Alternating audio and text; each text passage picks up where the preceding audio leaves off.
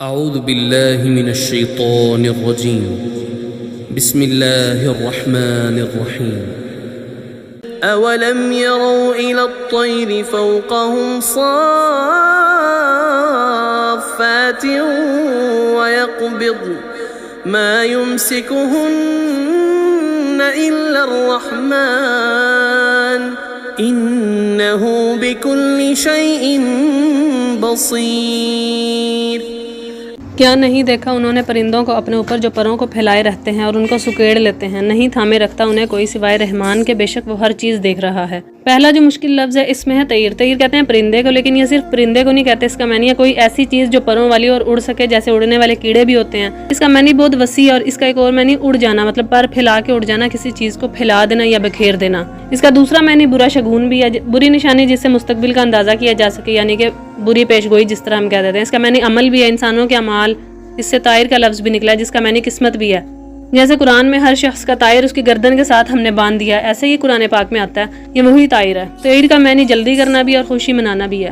آج کا دوسرا مشکل لفظ فوق ہے۔ کیا نہیں دیکھا انہوں نے پرندوں کو اپنے اوپر؟ یہاں جو فوق کا لفظ آیا ہے وہ اوپر کے لیے ہے۔ ہم اردو میں بھی کہتے ہیں نا کہ فوقیت دینا، یہ وہی فوق ہے کہ مطلب جو اوپر ہو۔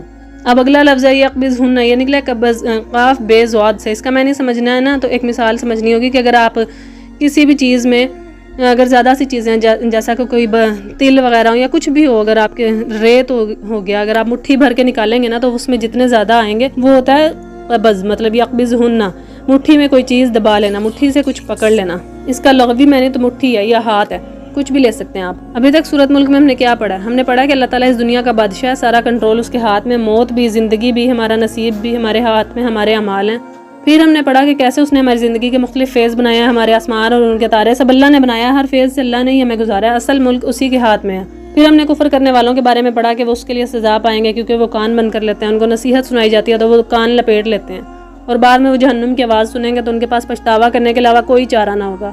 اس کے بعد ہم نے اللہ سے غیب میں ڈرنے کے بارے میں پڑھا کیونکہ وہی سب سے بڑا مالک ہے، ہمارا مالک، اس لیے ہماری پرائیویٹ زندگیوں پہ بھی اسی کا حق ہے، تنہائی میں بھی اس سے ڈرنا چاہیے کیونکہ ہمیں یاد رکھنا ہے کہ وہی ہے جس نے ہمارے لیے زمین کو نرم کیا ہے اور ہمارے لیے رزق بنایا، اور ہماری واپسی اسی کی طرف ہے۔ اس کے بعد ہمیں وارن کیا گیا کہ کیا تم لوگ بے خوف ہو گئے اللہ کی سزاؤں سے جو کسی بھی وقت آ سکتی ہیں، آسمان سے بھی، زمین سے بھی، اور حالات کی ہوا کا رخ بدلنے سے بھی۔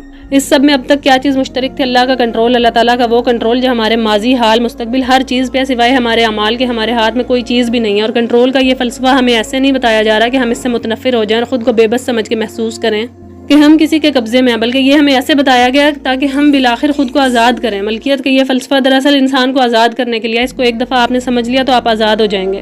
آج کی جو آیت ہے وہ ایک مثال ہے، ایک اگلا قدم آپ کو یہ فلسفہ سمجھانے کے لیے، کیونکہ جب تک آپ اس کی روح کو نہیں سمجھیں گے آپ ذہنی طور پہ آزاد نہیں ہو سکیں گے۔ تھوڑی دیر کے لیے پرندوں کو بھول جائیں، ان کے پر پھیلانا، سکیڑنا سب بھول جائیں، اپنی زندگی میں واپس پیچھے جائیں، کسی واقعے کو یاد کریں، کسی بڑے واقعے کو، کسی شادی یا کسی بھی مطلب ایونٹ پہ جانا یا چھٹیوں میں کسی کے گھر جانا، جس طرح عام روزمرہ کی زندگی نہیں یاد رہتی، بڑے بڑے ایونٹ یاد ہوتے ہیں کہ کیا ہوا تھا ان پہ۔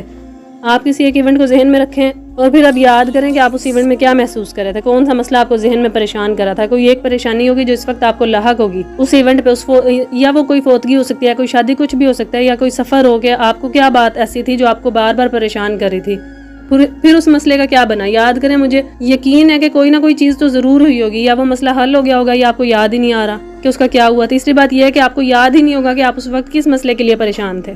ان تینوں باتوں کا مطلب یہ ہے کہ وہ مسئلہ پھر مسئلہ نہیں رہا، وہ مسئلہ یا حل ہو گیا یا غیر اہم بن گیا، جو آپ کی زندگی کا حصہ نہیں ہے، وہ مسئلہ ختم ہو گیا، وہ اب کہیں بھی نہیں ہے۔ ایسے ہی جو مسئلے آج آپ کے ذہن کو جکڑے ہوئے ہیں وہ کچھ عرصے بعد ایسے زندگی سے غائب ہوں گے کہ آپ کو پتہ بھی نہیں چلے گا، اور چونکہ آپ کو پتہ ہی نہیں چلتا اس لیے آپ اور میں ان کا شکر ادا کرنا بھول جاتے ہیں۔ جو شکر کرتا ہے اس کو زیادہ دیا جاتا ہے، جو مسئلے حل کرنے پہ شکر کرے گا اس کے مزید مسئلے حل ہوں گے، جو چھوٹے مسئلے حل کرنے پہ شکر کرے گا اس کے بڑے مسئلے حل ہوتے جائیں گے، جو پرانے مسئلے حل ہونے پہ اللہ کا شکر ادا کرے گا اس کے نئے مسئلے حل ہوتے جائیں گے، اور جو ناشکری کرتا ہے یعنی شکر نہیں کرتا، اللہ اس سے بے پرواہ ہو جاتا ہے اور اس کی نعمت کو زوال آ جاتا ہے، یعنی اگر وہ مسئلے حل ہونے پہ بھی شکر نہیں ادا کرے گا تو مسئلوں کا انبار لگتا جائے گا۔ ایک اور بات جو ذہن میں آئی ہے وہ یہ کہ ہمیں ہر روز وہ واقعہ یاد آتا ہے، اور اس پہ ہونے والے مطلب اگر ہم اپنی زندگی کے کسی شرمندہ ہونے والے واقعے کو لے کے شرمندہ ہوتے رہتے ہیں تو ہمیں ہر روز وہ واقعہ یاد آتا ہے، اور اس پہ ہونے والی شرمندگی بھی ہماری جان نہیں چھوڑتی۔ اگر آپ بھی کسی ایسے واقعے کی وجہ سے بار بار سبکی کا شکار ہوتے ہیں تو ایک بات سوچیں کہ آپ کے اس واقعے کے گواہ کچھ دوسرے لوگ بھی تو ہوں گے، آپ انہی کی وجہ سے ٹینشن لیتے ہیں کہ وہ کیا سوچیں گے، یا ان کے سامنے کتنی شرمندگی ہوئی ہوگی۔ لیکن اب سوچیں ان لوگوں کی زندگی کا وہ شرمناک واقعہ کیا تھا جس پہ ان کو آپ کے سامنے شرمندگی اٹھانی پڑی۔ ان لوگوں کا سب سے ایمبیرسنگ واقعہ یاد کریں، آپ کو یاد بھی نہیں آئے گا۔ کیونکہ انسانی دماغ صرف اپنی شرمندگی یاد رکھتا ہے، دوسرے کی نہیں۔ آپ کو دوسرے لوگوں کی زندگیوں کے برے واقعات یا شرمندہ کرنے والے واقعات نہیں یاد، آپ کو صرف ان کی نعمتیں نظر آتی ہیں۔ ایسے ہی دوسرے لوگوں کو بھی آپ کی زندگی کے وہ واقعات نہیں یاد یا جن میں آپ نے خود کو شرمندہ کروایا، اور لوگ بھول جاتے ہیں، اس لیے آپ بھی بھول جائیں۔ اب چلتے ہیں آج کے سبق کی طرف۔ کیا نہیں دیکھا انہوں نے پرندوں کو اپنے اوپر جو پروں کو پھیلائے رہتے ہیں اور ان کو سکیڑ لیتے ہیں، نہیں تھامے رکھتا انہیں کوئی سوائے رحمان کے، بے شک وہ ہر چیز کو دیکھ رہا ہے۔ یہ انہوں کون ہے؟ اللہ تعالیٰ یہاں کس کی بات کر رہا ہے؟ کون ہے جو اپنے اوپر اڑتے پرندوں سے سبق نہیں لیتا؟ یہ آپ ہیں، میں ہوں اور ہم سب ہیں۔ یہ آیت ہمارے لیے، کیونکہ ہمارا اللہ پہ یقین پختہ نہیں ہے، ہمارا یقین ابھی کچا ہے، ابھی بھی ہم شک کرتے ہیں، ہم پریشان ہوتے ہیں، ہم بار بار ایک ہی فیز سے گزرتے ہیں، کیونکہ ہمیں ابھی تک یقین نہیں آیا کہ اللہ تعالیٰ کے ہاتھ میں ہر چیز ہے، ہم بھی، ہمارا بھی نصیب بھی، ہماری زندگی اور موت سب کچھ، ہماری زندگی کے شرمندہ کرنے والے واقعات بھی، ہماری زندگی کی نعمتیں بھی۔ ہم کیوں نہیں دیکھتے پرندوں کو؟ پرندے ہر روز ہمارے اوپر سے گزرتے ہیں، ان میں اللہ تعالیٰ نے ایک نشانی رکھی ہے۔ یہ سب کچھ جو ہمارے ارد گرد ہے، یہ ایک پزل میپ ہے، یہ سب کچھ نشان نہیں ہے۔ اللہ اس دنیا میں آپ کو نظر نہیں آئے گا، کیونکہ آپ ابھی اس قابل نہیں ہیں کہ اللہ کو دیکھ سکیں۔ اللہ نے اس دنیا میں اپنی نشانیاں چھوڑی ہیں جن کے ذریعے آپ اس کو محسوس کر سکتے ہیں۔ یہ سب اس کی نشانیاں ہیں۔ ہم نے اچھے عمل کر کے دوسری دنیا میں جانا ہے، اور وہاں جا کے ہم نے، اگر ہم پاس ہوئے تو اللہ تعالیٰ سے ملاقات کرنی ہے۔ یہ ہے ساری کہانی اور یہ سارا مقصد۔ جنت ایک بونس ہے، ایک انعام ہے، جہنم ایک سزا ہے۔ اصل مقصد اللہ تعالیٰ سے ملاقات ہے۔ کیا آپ اپنے رب سے ملنا چاہتے ہیں؟ وہ جو آپ کا سب سے بڑا مددگار تھا دنیا میں، وہ جو آپ کو ایسے جانتا ہے جیسے کوئی بھی نہیں جانتا، وہ جو ہر اس رات آپ کے ساتھ تھا جب دوسرا کوئی نہیں تھا، جو آپ کے آنسوؤں کا گواہ ہے، جو آپ کی ہر تکلیف دیکھ رہا ہے، وہ جس نے آپ کو سارے مسئلوں اور آپ کی ساری مشقت کا جس کو احساس ہے، وہ تو اللہ کا دردان ہے، وہ آپ کی طرف مدد بھیجتا ہے۔ وہ خود آسمان سے نہیں اترتا، نہ فرشتے اتار کے واضح مدد بھیجتا ہے، اس کی مدد ڈھکی چھپی ہوتی ہے۔ کبھی کوئی انسان آتا ہے مدد کرنے، کبھی حالات بدل جاتے ہیں، کبھی کوئی دعا قبول ہو جاتی ہے، کبھی کہیں سے رزق آ جاتا ہے، کبھی ایک دم سے آپ کا دشمن آپ سے نظر ہٹا کے کہیں اور مصروف ہو جاتا ہے۔ یہ سب کیا؟ یہ سب اللہ تعالیٰ کی مدد ہے جو خاموشی سے کی جاتی ہے۔ کیا آپ اس رب سے نہیں ملنا چاہتے؟ لیکن اس رب سے آپ کیسے ملیں گے اگر آپ اس دنیا میں تلاش کرنے کی کوشش ہی نہیں کریں گے اس کو؟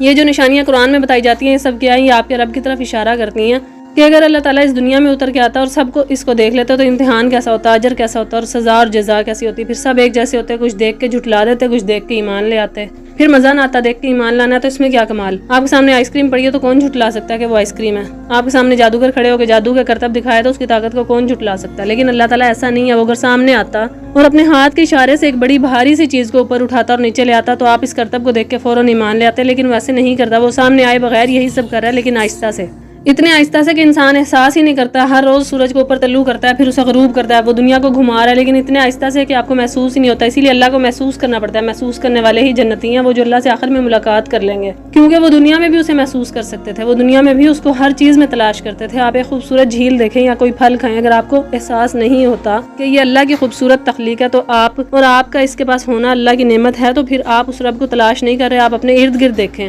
روز صبح طلوع ہوتی ہے، روز چاند کا کوئی حصہ دکھائی دیتا ہے، ہر امیر اور غریب اس کو دیکھ سکتا ہے۔ صبح کی خوبصورتی پہ کوئی ٹکٹ نہیں ہے، سب دیکھ سکتے ہیں، مگر سب نہیں دیکھتے، صرف وہ دیکھ کے اپنے رب کو یاد کرتے ہیں جو اپنے رب کو ہر چیز میں ڈھونڈتے ہیں۔ پھر چاہے وہ پرندے ہی کیوں نہ ہو، انسان نہیں اڑ سکتا، اس کو اڑنے کے لیے اڑن کھٹولے درکار ہیں۔ پیرا گلائیڈنگ ہو یا ہوائی جہاز سے اڑنا، کسی بھی طرح وہ اپنے پروں کو سیدھا کر کے اڑان بھر لیتے ہیں، وہ ایسے پرندے ہوتے ہیں، لیکن انسان ایسا نہیں کر سکتا۔ پرندے جو ہیں وہ مسلسل ان کو سیدھا نہیں رکھ سکتے، وہ ان کو سمیٹ لیتا ہے، پھر کھولتے ہیں، پھر سمیٹتے ہیں۔ کھولنا اور سمیٹنا ان کو اڑنے میں مدد دیتا ہے۔ ان کے اندر کوئی انجن نہیں لگا، ان کو کوئی بھی فیول نہیں چاہیے، ان کو صرف پر چاہیے۔ وہ پروں سے اڑ جاتے ہیں، لیکن صرف پر کافی نہیں ہے۔ ہوا میں پرواز کرنے کے لیے صرف پر نہیں چاہیے، کوئی تھامنے والا بھی چاہیے جو ہوا میں اس ننھے جاندار کو تھام سکے، ایسے کہ اسے پتہ بھی نہ چلے، وہ سمجھے کہ وہ خود اڑ رہا ہے لیکن وہ خود نہیں اڑ رہا، اس کو کسی نے تھام رکھا، نہ ہوا نے، نہ کشش ثقل نے، کسی چیز نے بھی نہیں سوائے رحمان کے۔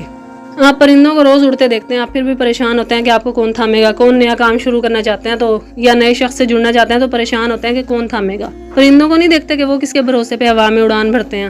وہ اگر زمین پہ بیٹھے رہیں گے تو مارے جائیں گے، اڑنا ان کا سروائیول ہے۔ آپ نے بھی اپنے سروائیول کے لیے کچھ نہ کچھ کرنا ہے، اپنے کمفرٹ زون سے باہر آنا ہے۔ پرندہ اڑتا ہے رزق تلاش کرنے کے لیے، اپنا گھر بنانے کے لیے۔ پرندے نے کبھی بھی زمین پہ گھر نہیں بنایا، وہ اونچائی پہ گھر بناتے ہیں، اڑ اڑ کے تنکا لاتا ہے۔ وہ سیر و تفریح کے لیے نہیں اڑتا، وہ اپنے سروائیول کے لیے اڑتا ہے، اپنے سے جڑے اپنے خاندان کے لیے اڑتا ہے۔ لیکن اڑتا کس کے بھروسے ہے؟ اللہ کے بھروسے پہ۔ کشش ثقل ہر شے کو کھینچے رہتی ہے، پہاڑ کو بھی، لیکن پرندے کو بھی وہ اڑنے میں مدد دیتی ہے۔ اس کے ننھے پر کشش ثقل کو ہرا دیتے ہیں کیونکہ اسے رحمان نے تھام رکھا ہے۔ اگر آپ زندگی کا کوئی نیا فیز شروع کرنے جا رہے ہیں یا موجودہ فیز میں گھبرا گئے ہیں، کوئی انسان آپ کو خوفزدہ کر رہا ہے یا حالات نے پلٹا کھایا، ایسے میں آپ نے پرندوں کو یاد رکھنا ہے۔ جو ان کو تھامتا ہے وہ آپ کو کیوں نہیں تھامے گا؟ وہ آپ کا کیوں نہیں سہارا بنے گا؟ وہی سب سے بڑا مالک ہے، اس نے پرندوں کے لیے جنت جہنم نہیں بنائی۔ پرندے نہیں کریں گے اس رب سے ملاقات، آپ نے کرنی ہے۔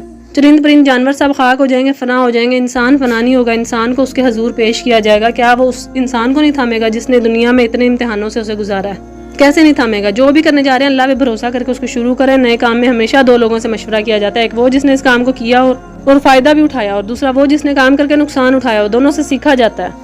اور جب بھی اللہ کے بھروسے کو شروع کریں لوگوں سے مشورہ کیا کریں. جیسے رشتوں کے معاملے میں لوگ جب کوئی ڈھکی چھپی بات یا ڈھکے چھپے الفاظ میں کہتے ہیں تو وہ غلط نہیں ہوتی. یہ ریڈ فلیگز ہوتے ہیں جو اللہ دکھاتا ہے, سرخ جھنڈے.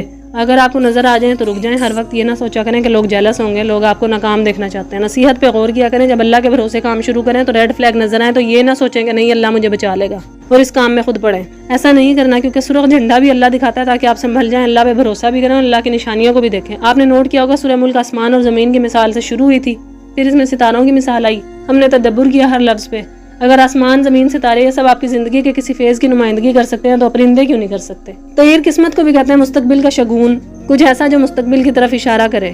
ایسے ہی حدیث میں خواب کو بھی پرندے کے پروں میں تھامی ہوئی شے کہا گیا. جیسے آپ کو کوئی برا خواب آئے اور آپ اس سے پریشان ہو جائیں تو اپنے مستقبل سے ڈر جائیں, یا ویسے ہی اپنا مستقبل آپ کو ڈرائے تو یہ آیت یاد کر لیا کریں کہ جو پرندے کو ہوا میں تھامتا ہے وہی آپ کے مستقبل کو بھی تھام لے گا.